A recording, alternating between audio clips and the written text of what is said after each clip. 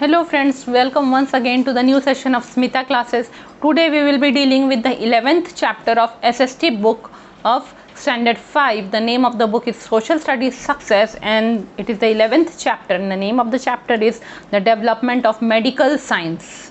We will start reading the chapter. Okay. In ancient times, people used to think that diseases were caused by evil spirits. To cure them, they worshipped various forces of nature as gods and goddesses. Today, with the development of medical science, we have developed various methods and instruments to identify a disease. We are much healthier than our ancestors. We have a large number of medicines and other medical facilities to prevent diseases. Many instruments have been developed in different parts of the world to control diseases. पुराने समय में लोग क्या सोचते थे कि जो भी रोग या बीमारियां हो रही हैं वह बुरी शक्तियों की वजह से हो रही है, बुरी आत्माओं के कारण बीमारियां हो रही हैं। इसीलिए उन बीमारियों से वो लोग ठीक होने के लिए, उनका इलाज करने के लिए वो लोग क्या करते थे, ये जो है हमारे नेचर की शक्तियों को पूजा करते थे। उनको वो भगवान मानते थे, देव देवता मान के पूजा करते थे। जैसे कि बादल की पूजा करेंगे, पेड़ की पूजा करेंगे, लाइटनिंग की पूजा करेंगे, इस तरह वो लोग पूजा करते थे। उनको वो बुरी आत्माएं मानते थे जो उनको बीमारी फैला रही है। इसीलिए वो उन बुरी आत्माओं को हटाने के लिए वो इनको पेड़, बादल, बारिश, ज़मीन, ये सबको देवी देवता मान के इनकी पूजा करते थे। ठीक है। अब जैसे से मेडिकल साइंस बहुत डेवलप होते जा रहा है, ठीक है, तो हम लोगों ने बहुत तरह के नए नए तरीके निकाल लिए हैं। साइंटिस्ट ने बीमारियों को इलाज करने के लिए और नए नए सामान, टूल्स, इंस्ट्रूमेंट्स भी निकले हैं बीमारियों का इलाज करने के लिए। और इसीलिए आज के समय में हम हमारे एंसेस्टर्स से, हमारे पूर्वजों से ज़्यादा हेल्दी हैं। हमारे पूर्वजों के समय क्या था, मोर्टेलिटी रेट लो था, जल्दी जल्दी वो मरते जाते थे, कम एज में बहुत मर जाते थे। पर आज के समय लोगों का एवरेज लाइफ बहुत लंबा हो गया है, अच्छे से वो बहुत दिन तक जी पाते हैं। ठीक है। आज हमारे पास बहुत तरह की दवाइयाँ हैं और बहुत तरह की मेडिकल फैसिलिटीज़ भी हैं जो हम लोग को किसी तरह की बीमारी से बचने के लिए भी सहायक है, ताकि हमको वो बीमारी हो ही नहीं। ठीक है। बहुत तरह के इंस्ट्रूमेंट्स, टूल्स डेवलप किए गए हैं वर्ल्ड के डिफरेंट पार्ट्स में इन बीमारियों से इलाज करने के लिए। ठीक है। Some important instruments. Clinical thermometer. Before the invention of this instrument, it was difficult to know the exact temperature of a patient's body. The thermometer gives the exact temperature of a human body in Celsius or Fahrenheit. The exact reading can help the doctor to prescribe the right treatment.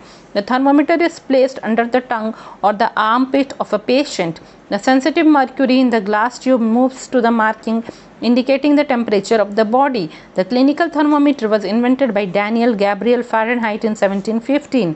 The normal temperature of the human body is 98.4 degree Fahrenheit or 37 degree Celsius. When the body temperature rises above this level, we have fever. Nowadays, both analog or mercury and digital thermometers are used for measuring the body temperature. तो कुछ important medical instruments के बारे में हम लोग पढ़ते हैं। पहला है क्लिनिकल थर्मोमीटर। देखिए, थर्मोमीटर भी अलग अलग तरह के आते हैं। एक होता है लेबोरेटरी थर्मोमीटर, होता है जो कि बहुत ही लंबा होता है, लेबोरेटरी में यूज़ करते हैं, उसमें टेम्परेचर बहुत हाई भी हम लोग रिकॉर्ड कर सकते हैं। और एक होता है क्लिनिकल थर्मोमीटर जो कि ह्यूमन बॉडी के टेम्परेचर को मेजर करने के लिए होता है कि हमारे बॉडी में कितना टेम्परेचर है, कितना तापमान है हमारे शरीर का। ठीक है। तो जब तक यह क्लिनिकल थर्मोमीटर नहीं बना था तब तक बहुत मुश्किल होती थी यह जानने के लिए कि मनुष्य के बॉडी का एग्जैक्ट टेम्परेचर अभी कितना है, ताप कितना है उसके शरीर में। कोई पेशेंट है, बीमार है, तो उसके बॉडी में कितना ताप है यह जानने में बड़ी दिक्कत होती थी। जब से थर्मोमीटर इन्वेंट हो गया, बन गया, तब एग्जैक्ट टेम्परेचर हम लोग को पता चलता है और 2 यूनिट्स में रहता है, सेल्सियस या फ़ारेनहाइट यूनिट्स। ये दोनों यूनिट में हम लोग पता कर सकते हैं। डॉक्टर को अगर एग्जैक्ट रीडिंग मिल जाए कि हाँ अभी टेम्परेचर कितना था पेशेंट का, 5 घंटे पहले कितना था, ये सब डॉक्टर को पता चल जाए तो वो ज़्यादा अच्छे से डायग्नोस कर पाएगा, वो जान पाएगा उसकी बीमारी क्या है। ठीक है। और सही ट्रीटमेंट कर पाएगा। थर्मोमीटर को कहाँ रखा जाता है, या तो हमारा टंग जो है जीभ के नीचे रखा जाता है, या हमारे आर्म पिट में, है ना, हमारे आर्म के नीचे यहाँ पे रखा जाता है थर्मोमीटर को। ठीक है। अब जो है मर्क्यूरी उस थर्मोमीटर में होता है, वो बहुत सेंसिटिव है, टेम्परेचर से कांटेक्ट में आने से ही उसमें मूवमेंट होने लगता है। ठीक है। तो जैसे ही टेम्परेचर अगर बढ़ते जाएगा, मर्क्यूरी जो है वो आगे आगे बढ़ता जाएगा, थर्मोमीटर में राइज करते जाएगा। हाँ। और जैसे ही एक जगह जाके रुक जाएगा जितना हमारा टेम्परेचर है, वो कांच के ट्यूब में मर्क्यूरी आगे आगे मूव करता जाएगा और मान लीजिए हम लोग को 100 डिग्री हमारा फीवर है तो 100 डिग्री पे जाके वह रुक जाएगा। ठीक है, टेम्परेचर ऑफ द बॉडी हम लोग को पता चल जाएगा। और जो है क्लिनिकल थर्मोमीटर को पहली बार किसने इन्वेंट किया था? डैनियल गैब्रियल फ़ारेनहाइट ने। कौन से ईयर में? 1715 में, बहुत ही पहले किया था। अब नॉर्मल टेम्परेचर जो ह्यूमन बॉडी का, जैसे कि रूम टेम्परेचर में जब ह्यूमन बॉडी का क्या टेम्परेचर होगा तो 37 डिग्री सेल्सियस में होता है, या फ़ारेनहाइट में बोलेंगे तो 98.4 डिग्री फ़ारेनहाइट होता है। ठीक है, और जब हम लोग का टेम्परेचर 37 डिग्री सेल्सियस से ज़्यादा अगर दिखा रहा है मर्क्यूरी में, इसका मतलब हमारे बॉडी में फीवर है। आज के समय में एनालॉग और डिजिटल थर्मोमीटर दोनों ही आ गया है टेम्परेचर मेजर करने के लिए। एनालॉग वो होता है जिसमें मर्क्यूरी की मदद से करते हैं, और डिजिटल जो है उसमें कंप्यूटराइज सॉफ्टवेयर होता है, तो सॉफ्टवेयर की मदद से वो टेम्परेचर को मेजर कर लेता है। एनालॉग और डिजिटल थर्मोमीटर। एनालॉग थर्मोमीटर में आपको कोई बैटरी वगैरह लगाने की ज़रूरत नहीं है, पर डिजिटल थर्मोमीटर जो है कुछ समय बाद उसकी बैटरी ख़त्म हो जाती है तो उसमें न्यू बैटरी लगाना पड़ता है। अब हम लोग नेक्स्ट इंस्ट्रूमेंट्स के बारे में पढ़ेंगे। तो नेक्स्ट इंस्ट्रूमेंट है stethoscope. The stethoscope. The invention of stethoscope derives its inspiration from a child's play. René Laniac, a doctor, was on his way to clinic. He observed two children talking to each other, holding the two ends of a long tube like a log. The child was whispering and the other child could hear him loud and clear at the other end. This gave him an idea. He rolled up a paper into a hollow tube and put it against a patient's chest. To his surprise, he clearly heard the patient's heartbeat and the movement of patient breathing. In course of time, the hollow tube came to be developed into the stethoscope we see today. It enables the doctor to check the patient's heart and lungs and find out whether they are working as well as they should. René Laniac invented the stethoscope. Stethoscope है ना, आप लोग जानते हैं ना, doctors जो लगाते रहते हैं ना, उसके आगे हमारे हार्ट के पास लगाते हैं और बाकी अपने कान के पास उसका दूसरा एंड लगाते हैं। और एक स्टेथोस्कोप से हम लोग बचपन में जान पाते थे जिन्होंने स्टेथोस्कोप लगाया मतलब ये एक डॉक्टर है। ठीक है, तो स्टेथोस्कोप से क्या होता है, पेशेंट की हार्ट बीट और उसका लंग्स कैसे वर्क कर रहा है ये सब पता चलता रहता है, कि लंग्स जैसे वर्क कर रहा है वैसा ही होना चाहिए, कि कुछ अलग सी साउंड आ रही है, ठंड लगी हुई है क्या, पेशेंट को वीजिंग हो रहा है, पैल्पिटेशन हो रहा है, कुछ अलग तरह की साउंड आ रही है लंग्स से क्या, यह पता चलता है। ये कैसे हुआ? रेनी लेनियाक जो एक डॉक्टर थे वो एक बार जा रहे थे अपने क्लिनिक की तरफ, रास्ते में उन्होंने देखा कि दो बच्चे कैसे बात कर रहे हैं। एक हॉलो लॉग को लिया हुआ था, हाँ, एक लंबे लकड़ी का उन्होंने टुकड़ा लिया हुआ था, गोल सिलेंड्रिकल टुकड़ा लिया हुआ था जो दोनों साइड से खुला हुआ था और अंदर खोखला था, अंदर कुछ नहीं था। और एक को लड़के ने अपने कान पे लगाया हुआ था, हाँ, और दूसरे लड़के ने अपने मुंह पे लगाया हुआ था। एक जो विस्पर कर रहा था, फुसफुसा के कह रहा था, वो दूसरा लड़का सुन रहा था। हम लोग भी ऐसे खेलते हैं ना, हम लोग माचिस के 2 डब्बे लेते हैं, उनमें बीच में धागे को बांध देते हैं और एक इधर से कहेगा दूसरा उधर से सुनता है। हम लोग इस तरह से खेलते थे बचपन में भी ना। तो डॉक्टर ने जब ये देखा तो वो आश्चर्य में पड़ गए। वो देखे कि अरे वह बच्चा तो बहुत धीरे धीरे फुसफुसा के बोल रहा है और दूसरे बच्चे को पूरे ज़ोर से और क्लियरली सुनाई दे रहा है, लाउडली सुनाई दे रहा है। तो उसको एक आइडिया आया डॉक्टर को। उन्होंने क्या किया, एक पेपर को रोल करके एक हॉलो ट्यूब उन्होंने बनाया। हॉलो ट्यूब का मतलब होता है अंदर से खोखला होगा, सॉलिड नहीं रहेगा। तो हॉलो ट्यूब बनाया और उसको उन्होंने पेशेंट के चेस्ट में लगाया। जब उन्होंने पेशेंट के चेस्ट में लगाया तो उनको क्लियरली पेशेंट का हार्ट बीट सुनाई दे रहा था और पेशेंट कैसे सांस ले रहा है, आराम से सांस ले पा रहा है कि नहीं, यह भी पता चल रहा था। धीरे धीरे यही हॉलो ट्यूब डेवलप होके क्या बना, स्टेथोस्कोप बना, जो कि आज हम देख पाते हैं। और इससे जो है पेशेंट डॉक्टर जो है वो चेक कर पाते हैं कि पेशेंट का हार्ट और लंग्स ठीक से चल रहा है कि नहीं, और अगर ठीक से नहीं चल रहा है तो मतलब कि पेशेंट को किसी तरह का प्रॉब्लम है, बॉडी में डिस्कम्फर्ट है। इसे किसने इन्वेंट किया था? रेनी लेनियाक ने। Microscope. The word microscope is a combination of two Greek words, micros or small and scopes or watcher. So it is a watcher of small things. The microscope is an instrument used to see tiny germs which are otherwise invisible to the eye. About 400 years ago, lenses were used to make spectacles. In 1590, a man selling spectacles accidentally placed two lenses, one in front of the other. As he glanced through it, he saw a fly as big as his hand. This was amazing and the news spread all over the world. Galileo of Italy made a compound microscope using the idea. He combined two lenses to make a microscope. With the help of the microscope, scientists were able to see microorganisms like bacteria, protozoa, etc. Today we have many powerful microscopes. The electron microscope magnifies an object millions of times. Its use has helped in the fight against many dreadful diseases. Microscope होता है, micro का मतलब बहुत ही छोटा होता है और scope का मतलब है, स्कोप्स का मतलब है वॉचर, छोटी चीज़ों को देखना। ये एक ग्रीक लैंग्वेज से लिया गया है, ग्रीस के लैंग्वेज से, ठीक है, छोटी चीज़ों को देखना। यानी माइक्रोस्कोप ऐसी चीज़ है जिससे कि हम लोग छोटी चीज़ों को देख सकते हैं। माइक्रोस्कोप एक ऐसा इंस्ट्रूमेंट है जिससे हम इतने छोटे छोटे जर्म्स को देख सकते हैं, कीटाणुओं को देख सकते हैं जो नॉर्मली हमारी आंखों से इनविजिबल हो जाता है, हमारी आंखों में जो वो नहीं दिखाई देता है। आप नॉर्मली देखेंगे तो क्या आपको जर्म्स दिखाई दे रहे हैं, कीटाणु नहीं ना, पर माइक्रोस्कोप से देखने से वह दिखाई देंगे। डिपेंड करता है माइक्रोस्कोप कितना पावरफुल है। हम लोग जब क्लास 9th में थे, 9th से तो हम लोगों ने स्कूल में लेबोरेटरी हमारे स्कूल में था, तो हम लोगों ने वहाँ पे बायो लैब में हमको ले जाया जाता था। हम लोग माइक्रोस्कोप में देखते थे, तो हमें ऑनियन का एक पील निकाल के उसको माइक्रोस्कोप में देखना पड़ता था। ये चीक सेल, अपने ही चीक से सेल निकाल के उसको स्टेन करके माइक्रोस्कोप के नीचे हम लोग लगा के देखते थे, ठीक है। तो उस वक्त हम लोग भी बदमाशी करते थे। हम लोग क्या करते थे, एक पेड़ से पत्ता तोड़ के ले आए, उसको माइक्रोस्कोप में लगा के देखे, या सिर के बाल तोड़ दिए, उसको माइक्रोस्कोप में लगा के हम लोग देखते थे कि वो कितना मोटा, कैसा दिख रहा है, ठीक है। ऑल्दो स्कूल में जो माइक्रोस्कोप था वो बहुत ही पावरफुल नहीं था, इतना नहीं था कि हम लोग को जर्म्स दिखाई दे, फिर भी नॉर्मली चीज़ें तो दिखाई देती ही थी, ठीक है। तो आखिर माइक्रोस्कोप बना कैसे? कहते हैं कि 400 ईयर्स अगो लेंस बना, हाँ, पहली बार लेंस बनाया गया जिसको कि चश्मे में यूज़ किया जाता था, स्पेक्टेकल्स में यूज़ किया जाता था।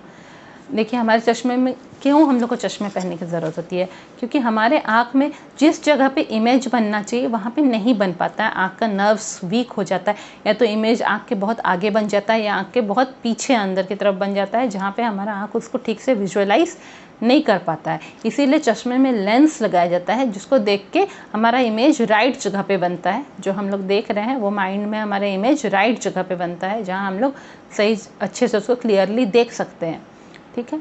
तो इसलिए लेंस बनाया गया था। देखिए लेंस और मिरर दो अलग अलग चीज़ें, सेम नहीं है, आप कंफ्यूज नहीं होइएगा कि लेंस और मिरर सेम चीज़ है। लेंस और mirror two entirely different things है, ठीक है। तो एक आदमी जो था वह स्पेक्टेकल्स बेच रहा था, वो चश्मे बेच रहा था 1590 में।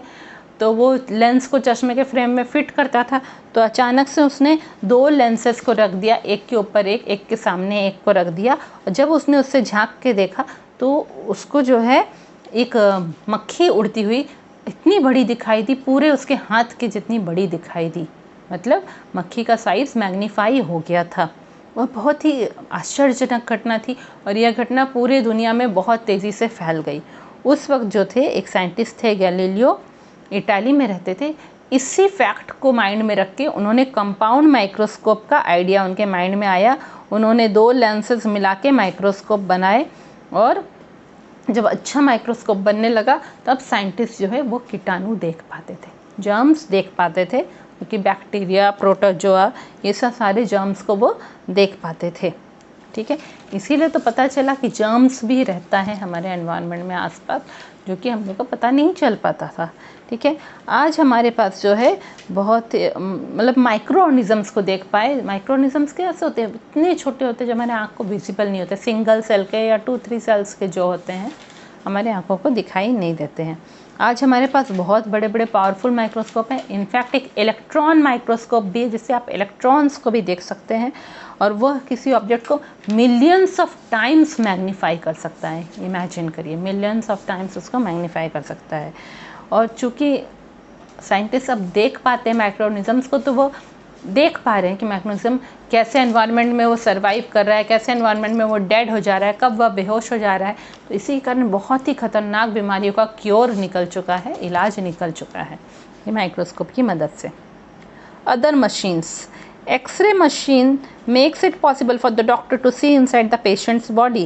It helps in finding out the diseases which cannot be detected by blood tests. It helps to locate fractures in the body. X-rays were discovered by W.K. Roentgen in 1896.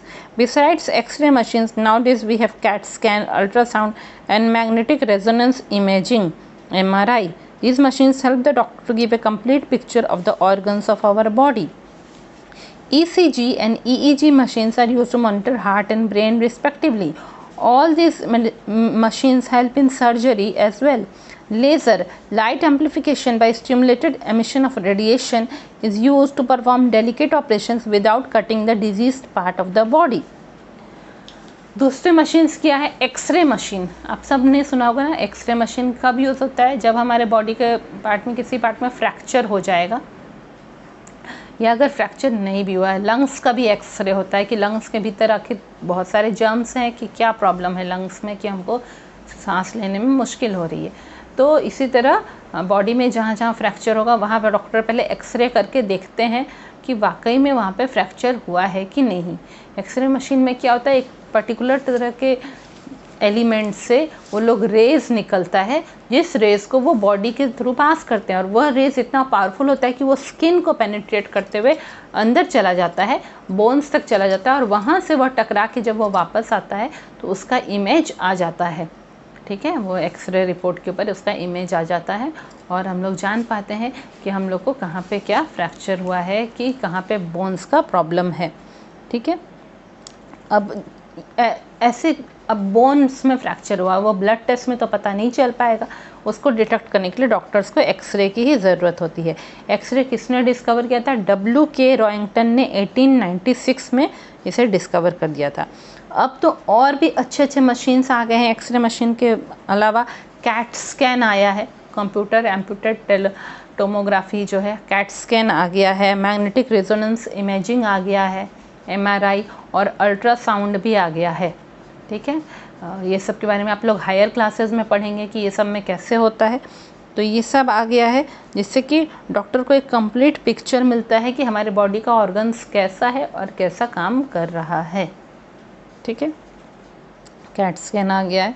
तो जो है ये सब ज़्यादातर जब एक्सीडेंट्स होते हैं और तब अंदरूनी ऑर्गन्स में क्या डैमेज पहुंचा है उसको जानने के लिए, या फिर हमारे स्पाइनल कॉर्ड में बहुत पेन हो रहा है कहीं या कोई एरिया में, तो वहाँ पे क्या प्रॉब्लम है वो सब जानने के लिए ये सब यूज़ करते हैं.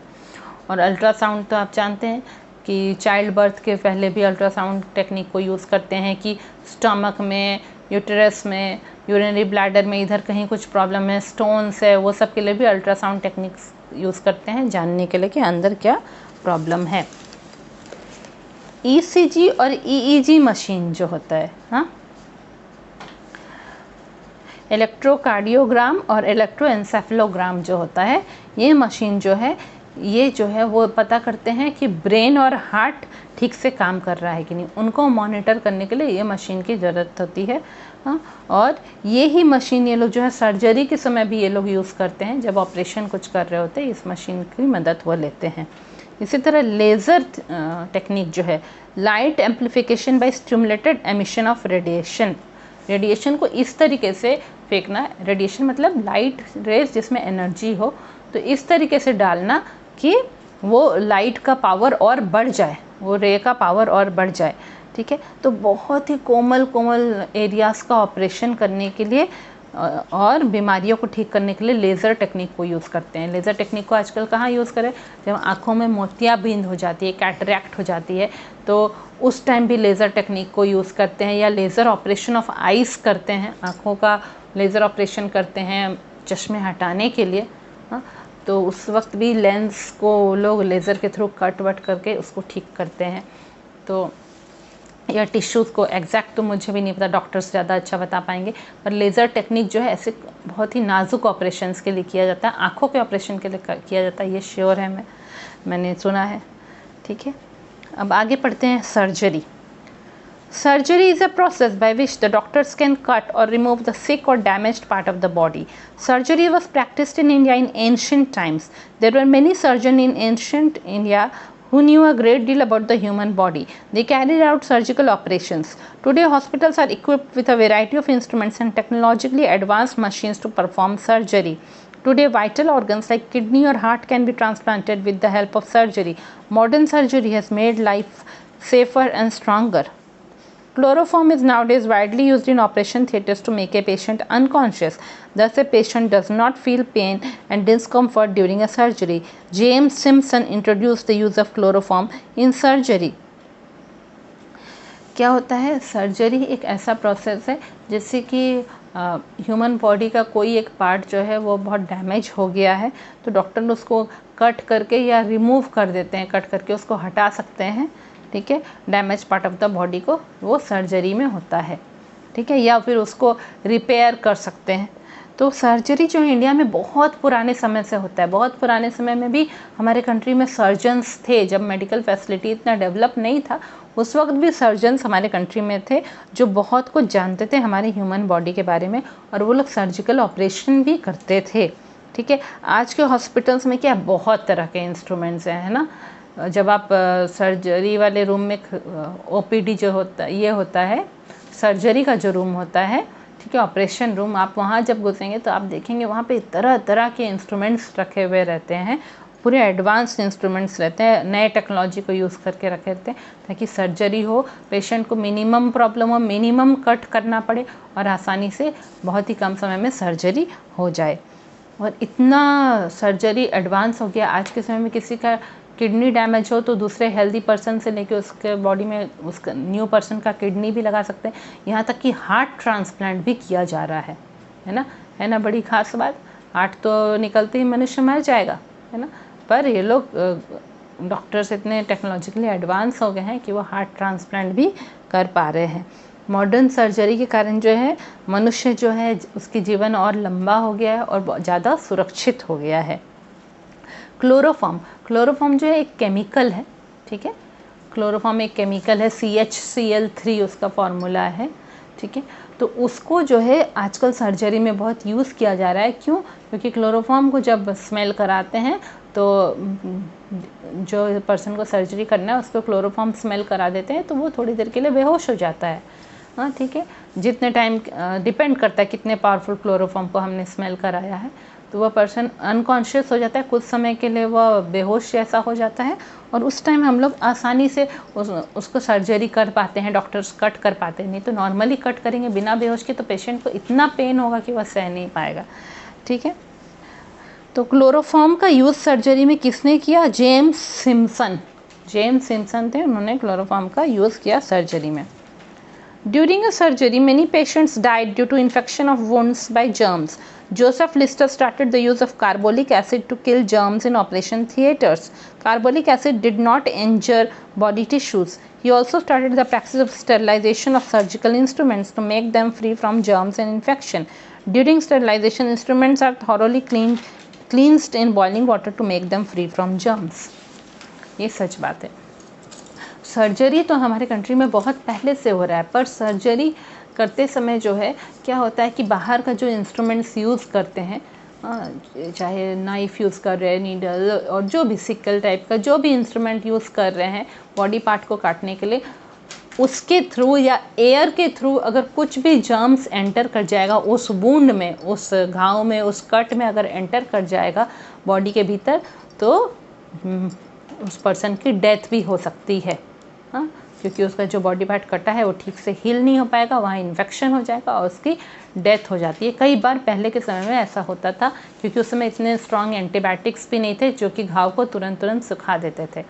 तो उस समय जो है एक साइंटिस्ट थे जोसेफ लिस्टर, उन्होंने क्या किया, कार्बोलिक एसिड एक बनाया और कार्बोलिक एसिड की मदद से वह जो है जर्म्स को किल करने लगे। कार्बोलिक एसिड को यूज़ किया गया उस वुंड्स के ऊपर और जर्म्स मर जाते थे, और कार्बोलिक एसिड आसपास के टिश्यूज़ को भी डैमेज नहीं पहुंचाता था, दूसरे टिश्यूज़ को, ठीक है।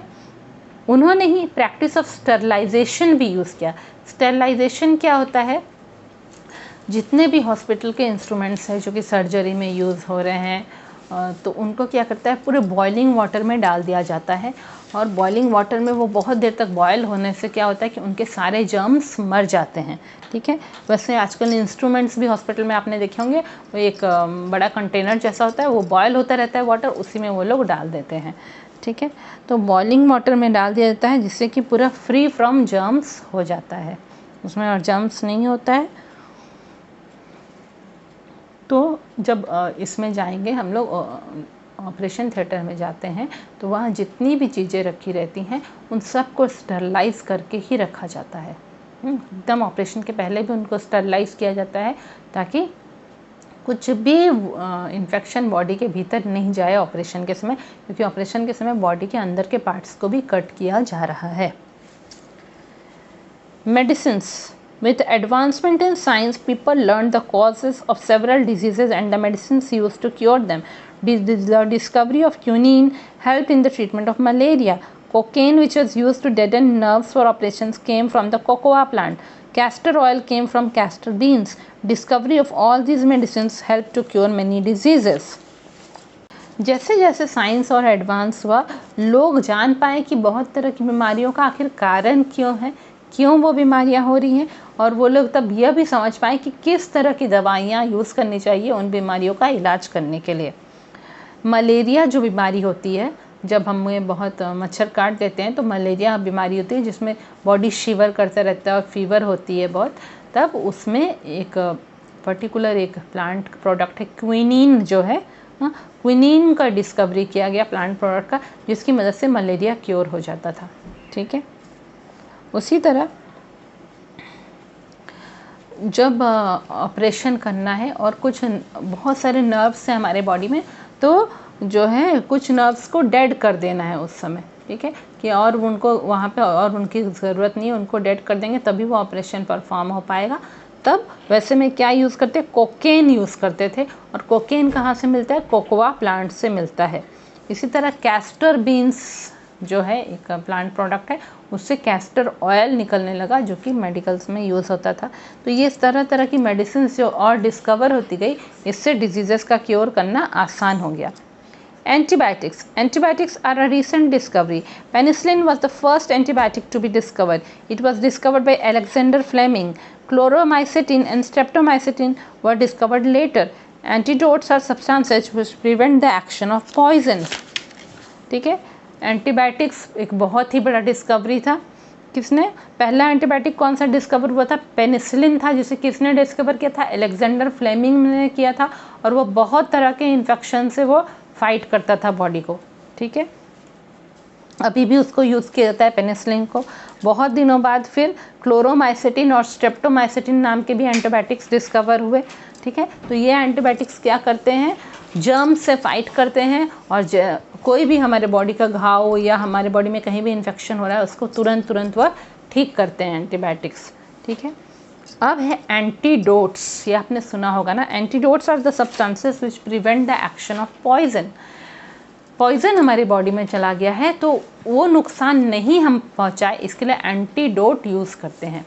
देखिए, आपने सुना होगा बहुत सारे जो जहरीले सांप होते हैं, पॉइजनस सांप होते हैं, उनको पकड़ के उनके मुंह के भीतर से उनके पॉइजन को निकाल के रखा जाता है। क्यों निकाल के उस पॉइजन को यूज़ करके एक ऐसी मेडिसिन बनाते हैं जो कि अगर उस तरह के सांप ने अगर आपको काट दिया है तो उसके पॉइजन के असर को ख़त्म करने के लिए उसी के पॉइजन का बना हुआ मेडिसिन हम लोग यूज़ करते हैं।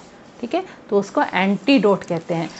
एंटीडोट सारे तरह के पॉइजन्स के लिए कहते हैं, सिर्फ सांप के पॉइजन के लिए नहीं, स्नेक के पॉइजन के लिए नहीं, और भी किसी तरह के पॉइजन के लिए जो उसका दवा बना के रखा गया होगा वो होगा उसका एंटीडोट, माने जो उसके एक्शन को रिवर्स कर दे, उल्टा कर दे। Prevention of diseases through vaccination. A famous doctor, Edward Jenner of England, paved the way for vaccination. Through vaccinations, the body is made to develop a defense system which makes it immune from diseases. Smallpox was a dreaded disease in 18th century. Thousands of people died of it. The discovery of vaccination is an interesting story. One day, a milkmaid told Dr. Jenner that she would never have smallpox because she had already had cowpox. Cowpox is a disease milder than smallpox which human beings get from cattle. To test this, he collected the pus oozing from the boils of a patient suffering from cowpox. He injected the liquid into a young boy. The boy suffered cowpox disease for some days as expected and recovered later. Jenner now injected the boy with the germs of smallpox disease, but no reaction was discovered. The boy did not get smallpox. Thus, anti-smallpox vaccine was discovered. Many other vaccines were later developed to prevent diseases like polio, measles, tetanus, diphtheria, etc. ठीक है, तो जो है Edward Jenner जो थे, ठीक है, वो एक डॉक्टर थे, बहुत ही फेमस डॉक्टर थे इंग्लैंड के। उन्होंने ही वैक्सीनेशन की जो है टेक्निक को सबसे पहले डेवलप किया। ठीक है, क्या होता था कि उनके आसपास के लोगों को स्मॉल पॉक्स बहुत हो जाता था, चिकन पॉक्स टाइप का डिजीज़, और बहुत जल्दी लोग मर जाते थे। स्मॉल पॉक्स का कुछ क्योर नहीं हो पाता था। तो एक बार एक दूध वाली उनके पास आई, काऊ मेड आई, और वो बोली, मिल्क मेड जो थी वो आई, दूध बेचने वाली, वो बोली, डॉक्टर साहब मुझे तो स्मॉल पॉक्स होगा नहीं। डॉक्टर ने कहा क्यों? तो बोला कि मुझे काऊ पॉक्स पहले ही हो चुका है। काऊ पॉक्स क्या होता है?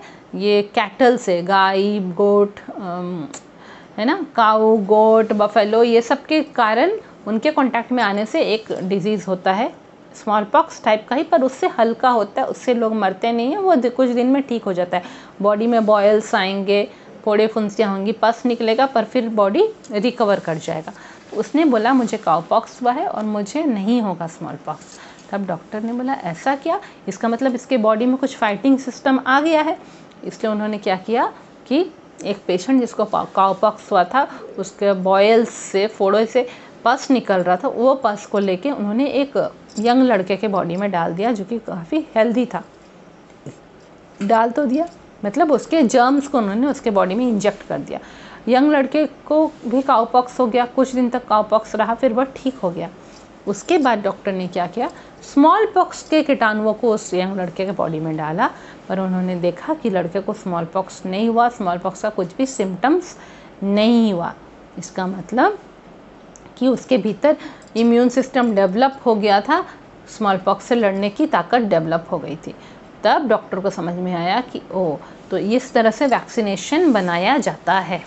ठीक है, और इसकी मदद से देखिए वैक्सीन्स क्या होता है, वैक्सीन्स एक्चुअली वो ही कीटाणु होते हैं जिसके लिए वो लड़ाई जिसके लिए हमको वैक्सीन्स दिया जा रहा है। उन्हीं कीटाणु को या तो बेहोश अवस्था में या मृत अवस्था में, अनकॉन्शियस अवस्था में, उन बहुत ही कम अमाउंट में हमारे बॉडी में डाल दिया जाता है। तो जब वह हमारे बॉडी में डालते हैं तो हमारे बॉडी उनसे लड़ने के लिए अपने इम्यून पावर डेवलप कर लेते हैं।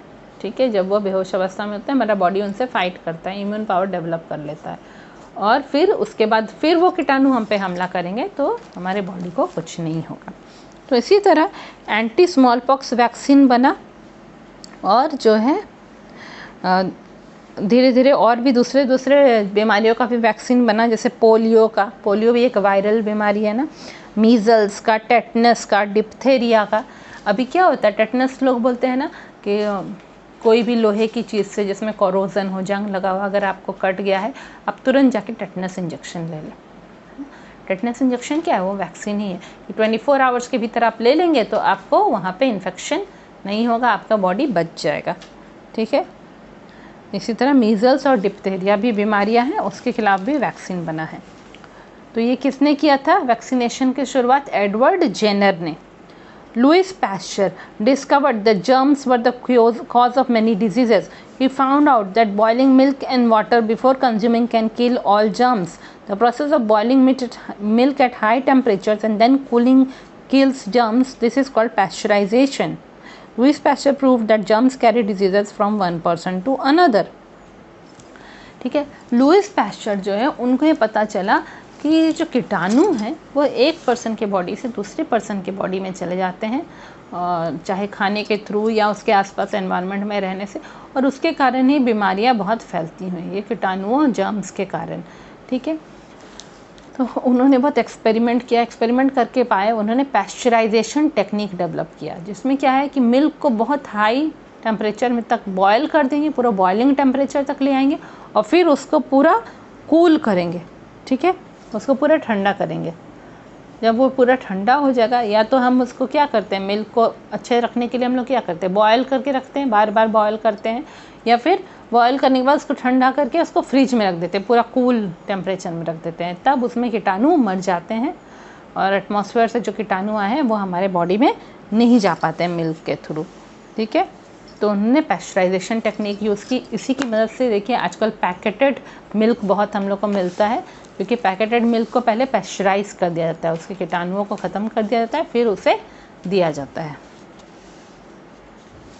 Healthcare and hygiene. The simplest and easiest way to prevent diseases is to eat nutritious food and keep the body and surroundings clean. Green vegetables, rice, pulses, milk and any seasonal fruit taken every day leads to a healthy life. Regular exercise strengthens the body defense against illness. Clean and boiled drinking water should be used. A bath daily keeps the body fresh and clean. There should be a proper drainage system in the house. Other than this, regular health checkups can help to curtail an illness in the initial phase itself. अब है health care and hygiene, कि किस तरह हम लोग को अपना health को मेंटेन करना है और हाइजीन को भी, मतलब अपने आसपास की सफाई को, बॉडी की सफाई को भी मेंटेन करना है। सबसे आसान और इजी तरीका क्या है कि बीमारियों को रोकने का, कि हम लोग पोषक खाना खाएं, न्यूट्रिशियस पौष्टिक खाना खाएं, न्यूट्रिशियस फूड खाएं और हमारे बॉडी को, हमारे आसपास के सराउंडिंग्स को क्लीन रखें। ठीक है, हर रोज़ हमें क्या खाना चाहिए? हरी सब्जियां खानी चाहिए, मिल्क पीना चाहिए, चावल, दाल, और कोई भी सीजनल फ्रूट, इस सीज़न में जो भी फ्रूट आ रहा वह रोज़ अगर हम लोग थोड़ा थोड़ा खाएंगे तो हमारे बॉडी का इम्यून पावर बना रहेगा। हमारे बॉडी का इम्यून पावर मतलब डिफेंस मैकेनिज्म, रोग प्रतिरोधक क्षमता, रोग कीटाणुओं से लड़ने की ताकत वह बनी रहेगी। ठीक है, इसी तरह पानी भी बहुत क्लीन पानी पीना चाहिए, क्लीन एंड बॉयल करके ठंडा करके हम लोग पानी पी सकते हैं। आजकल तो आरओ फिल्टर वगैरह आ गए हैं तो इसकी ज़रूरत नहीं पड़ती है, पर अगर वो सब अवेलेबल नहीं है तो पानी को बॉयल करके ठंडा करके पीना चाहिए। रोज़ हम लोग को नहाना चाहिए ताकि हमारा बॉडी जो है फ्रेश रहे और क्लीन रहे। इसके साथ साथ हमारा सराउंडिंग्स भी क्लीन रहना चाहिए, प्रॉपर ड्रेनेज सिस्टम होना चाहिए, मतलब घर से जो वेस्ट वाटर निकल रहा है वो ड्रेन्स के थ्रू सही जगह जाना चाहिए और वो ड्रेन्स ढकी हुई भी रहनी चाहिए। ठीक है, क्योंकि वो वेस्ट वाटर में भी कीटाणु रहते हैं। इसके अलावा हम लोग को रेगुलरली 6 मंथ्स में डॉक्टर के पास हेल्थ चेकअप कराना चाहिए, ताकि अगर कोई बीमारियां हो भी नहीं है तो वो एकदम इनिशियल फेज़ में, अपने शुरुआती समय में ही वो पता चल जाए और उनका ट्रीटमेंट जल्दी शुरू हो जाए, ताकि वो ज़्यादा डैमेज बॉडी को नहीं कर पाए। तो ये चैप्टर आपका कंप्लीट हुआ। इंटरेस्टिंग चैप्टर था, आपने कई नई नई बातें इसके बारे में पढ़ी ना इस चैप्टर में। तो वो आपका 11th चैप्टर था। अब नेक्स्ट क्लास में मैं ये 12th चैप्टर आपको कराऊंगी। नेक्स्ट सेशन में the machine age chapter complete करूंगी। ठीक है, hope to see you again. Thank you.